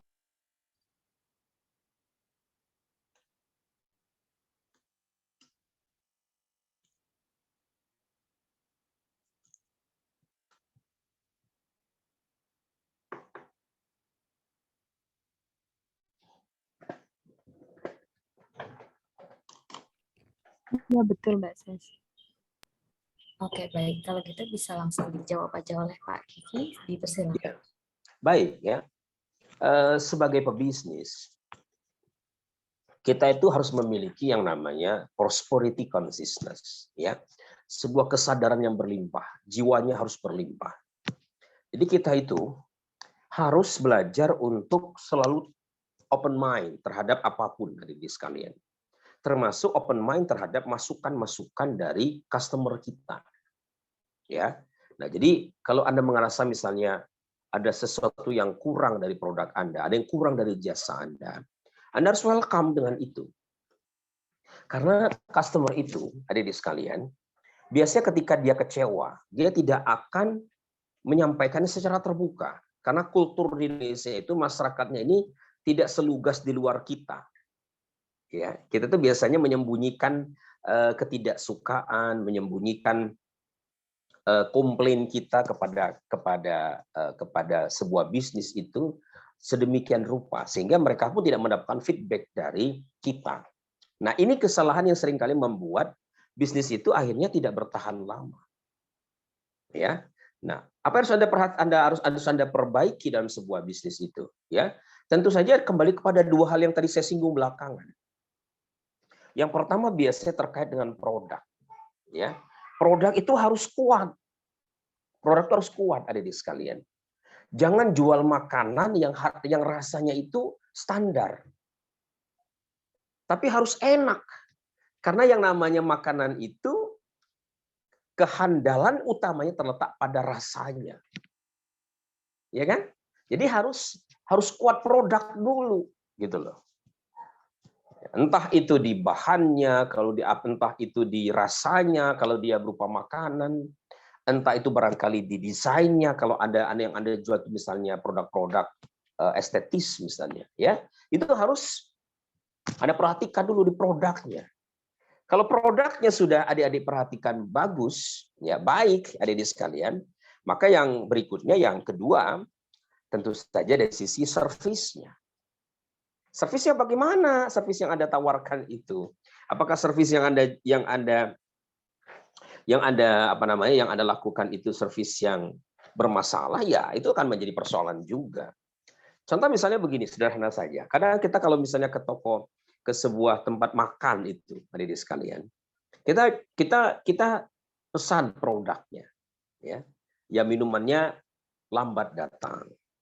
Makanan itu tunggu setengah jam, kadang tunggu lebih dari 1 sampai 1 jam untuk makan saja itu butuh waktu begitu lama. Coba bandingkan adik-adik dengan produk-produk fast food dari luar negeri, McD misalnya atau KFC. Itu ada aturan yang mereka ciptakan, produk apapun yang kami jual harus sampai di meja customer itu, konsumen itu 5 menit. 5 menit tidak datang, maka free charge, ya, kita tidak perlu membayarnya. Bayangin sampai seberani itu. Ya, saya cerita dikit nih ya. Saya itu adik-adik sekalian sama keluarga saya itu senang makan bakso. Saya nggak tahu adik-adik sekalian suka makan bakso atau enggak. Nah, saya sudah makan banyak bakso di berbagai tempat. Tapi saya ceritakan sedikit ya, baru saya mempromosikan, tapi memberi contoh real saja. Kalau adik sekalian makan bakso granat Balungan. Ya, bakso granat Balungan. Kalau tempat saya itu di daerah Jalan Kaliurang, KM 9 gitu. KM 8 KM 9 ya, dekat pom bensin yang ada di Jalan Kaliurang itu. Itu saya bisa ke sana sama keluarga saya itu adik sekalian. Sebulan bisa 3-4 kali. Bayangin. Jadi paling tidak seminggu sekali itu saya nongkrong di sana sama keluarga saya. Kenapa saya suka ke sana itu? Satu, yang saya sangat apresiasi itu adalah kecepatannya. Kecepatannya, ya. Jadi kalau kita pesan bakso mie ayam itu, pesanan sehadir di meja kami itu nggak sampai 5 menit. Sudah ready, bayangin. Bakso mie ayam 5 menit sudah hadir. Ya, lalu tempatnya bersih sekali. dipisahkan mana yang smoking area, mana yang no smoking area. Itu dipisahkan sedemikian rupa. Service. Ya, tentu juga karena rasanya. Tapi kalau bicara rasa sebenarnya ada beberapa bakso yang mirip dengan itu. Tapi yang sangat susah diduplikasi oleh resto-resto bakso yang pernah kami datangi itu adalah yang susah diduplikasi adalah servisnya. Servisnya. Ya. Jadi mereka membuat tim ada tim khusus yang meracik makanan, ada tim yang khusus mengantarkan dan membersihkan makanan itu, dan cepat sekali itu. Dan nyaman ada di sekalian. Jadi itulah beberapa hal yang menurut saya tidak bisa diduplikasi. Nah, jadi kalau produk barangkali bisa diduplikasi, ya. Tapi service itu sangat susah diduplikasi. Nah, produk dan service yang wow tadi itu nggak bisa lepas dong dari yang namanya SDM-nya, ya nggak? Nah, bicara SDM berarti adik-adik sekalian harus memiliki leadership. Makanya kalau adik-adik lihat di slide belakangan yang tidak saya tampilkan, seorang pemimpin harus memiliki leadership yang strong, yang bagus. Ya, dia harus bisa mendekati anak buahnya, membangun relasi yang baik dengan mereka, dengan tetap menghormatinya sebagai seorang owner. Ya, dia harus mampu menciptakan people development. Ya, memberdayakan, empowering. Dia bagaimana membuat anak buahnya yang tidak berdaya menjadi berdaya, yang tidak mampu menjadi mampu, dari tidak bisa menjadi bisa. Ya, sehingga ketika dia pergi kemanapun, dia harus punya kepentingan sana sini, bisnis tetap running well. Ya, kenapa? Karena ada sumber daya yang siap mengcover bisnis itu. Ya, nah, sampai dia mampu menciptakan yang namanya itu legacy. Dia meninggalkan semacam satu warisan yang kemudian menjadi inspirasi bagi orang lain. Nah, itu level paling tinggi, di mana kita sampai pada level pinnacle namanya itu. Nah, jadi dari sekalian, ketika kita bicara tentang pertanyaan Mbak Anissa, bagaimana kita menyadari kelemahan bisnis kita, intinya adalah buka mata, buka telinga, kemudian buka hati, jangan antipati terhadap kritik dan masukan, dan sempurnakan 3 hal tadi. Sempurnakan produk, perbaiki selalu servis, kemudian tingkatkan kapasitas leadership Anda. Kalau itu bisa Anda lakukan, saya percaya bisnis Anda akan bertumbuh. Itu Mbak Anissa, ya. Jawaban saya mudah-mudahan bisa mencerahkan Mbak Anissa.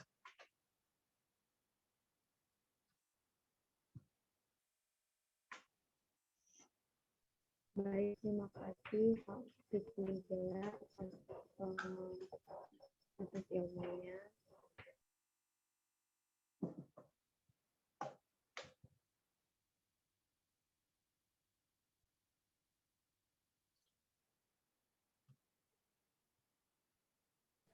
Baik, terima kasih atas tanggapannya juga kepada Mbak Anissa. Tadi sudah langsung ditanggapi jawaban dari Pak Kiki Wijaya atas pertanyaannya juga, dan sharing-sharing mengenai bakso tadi juga cukup menarik ya tentunya teman-teman. Dia harus mampir ke sana ya baksonya ya. Pertanyaan terakhir yang bisa disampaikan. Iya, silakan.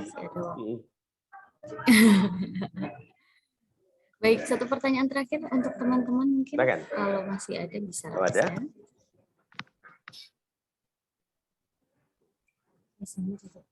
Oh, baik, mungkin dari teman-teman kita kalau misalnya ada pertanyaan juga boleh.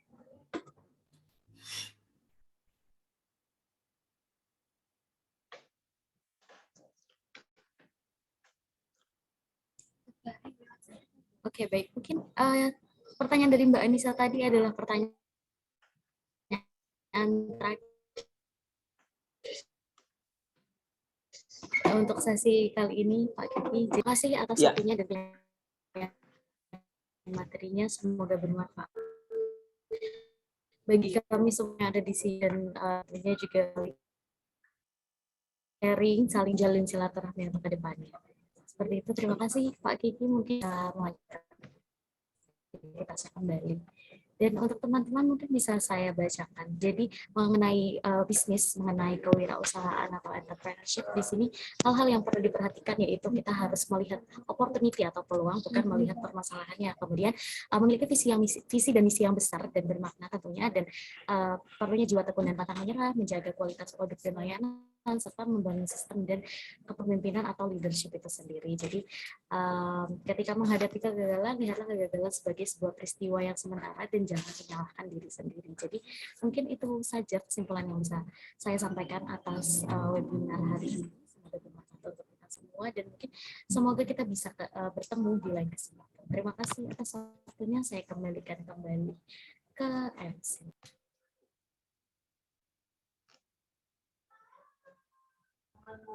Baik, ternyata kita sudah selesai di acara ini. Sebelumnya terima kasih kepada Bapak Kiki Wijaya yang telah memberikan materi dan moderator kita juga Mbak Cecilia Dea karena sudah memandu acara utama pada pagi sampai siang hari ini.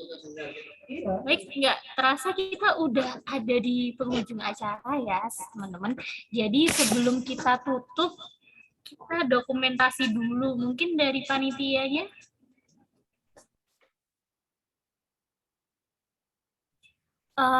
Untuk peserta dan juga panitia mungkin bisa on cam dulu sebentar untuk sesi dokumentasi.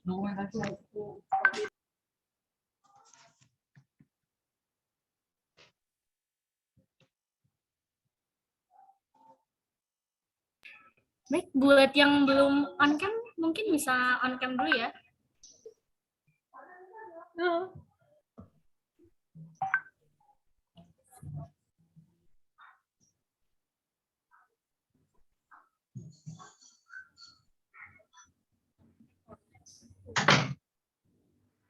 Sudah siap semuanya belum ya ini? Apa yang itu ya? Oke, boleh.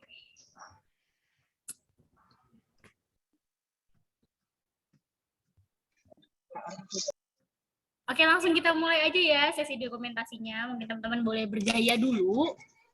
Oke, 1, 2, 3. Slide selanjutnya. 1, 2, 3.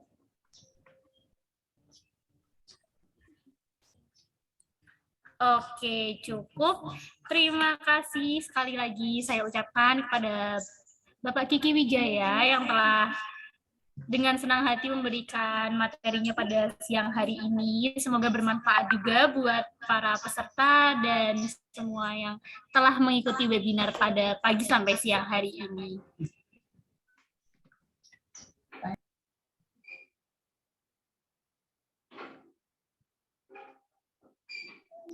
Baik, segitu dari kami. Kita sudah masuk penghujung acara. Saya selalu mewakili seluruh teman-teman panitia. Memohon maaf apabila ada kesalahan kata, baik disengaja maupun tidak disengaja. Sekali lagi kami mengucapkan terima kasih. Wassalamualaikum warahmatullahi wabarakatuh. Terima kasih. Waalaikumsalam warahmatullahi wabarakatuh. Terima kasih. Saya pamit ya teman-teman ya. Terima kasih Bapak. Terima kasih.